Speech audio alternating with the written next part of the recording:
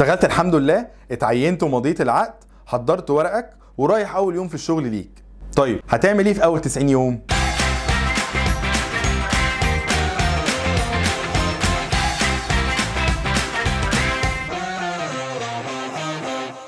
مساء الفل. بروفيسور مايكل ويتكنز دكتور في جامعة هارفارد ألف كتاب وسماه First 90 Days. في الكتاب بيتكلم على ايه الحاجات الأساسية والمهمة اللي انت محتاج تبقى مركز عليها أول 90 يوم ليك في أي شركة جديدة. مش هندخل في تفاصيل قوي، بس هنعدي كده بالنقط المهمة اللي اتقالت في الكتاب واللي على أساسها ممكن تبدأ تكتب الخطة بتاعتك هتعمل ايه في أول 3 شهور ليك في الشركة الجديدة. أول نقطة ازاي هتسوق نفسك. محتاج تبدأ تتعرف على الناس اللي حواليك وخصوصا الناس اللي انت هتشتغل معاهم بشكل مباشر. تعرف أسمائهم وكل واحد بيعمل ايه وتحاول تدور على حاجة كومن ما بينكم. حاجة تانية وهي الرول الجديد بتاعك. في الفترة الأولى بتبقى مرحلة الهاند اوفر. حاول تتعلم كل حاجة شغلانتك محتاجاها وتعرف كل الجوانب بتاعت السكوب اللي انت هتشتغل عليه، واتفق مع مديرك على الهوت ايشوز او الكي بريوريتيز اللي انت محتاج تبدا بيها. حدد استراتيجيه لشغلك. من خلال تعاملك مع الناس هتقدر تحدد ايه طريقه الشغل المناسبه للشركه. حاول تعرف ايه هي المشاريع اللي اتعملت قبل كده ونجحت وشوف اسباب نجاحها ده كان ايه، وحاول تستخدم نفس الاسباب ديت في ان انت تنجح المشاريع بتاعتك. اعمل كويك وينز. بعد ما حددت الاستراتيجيه بتاعتك وعرفت الاولويات اللي شغلك محتاجها،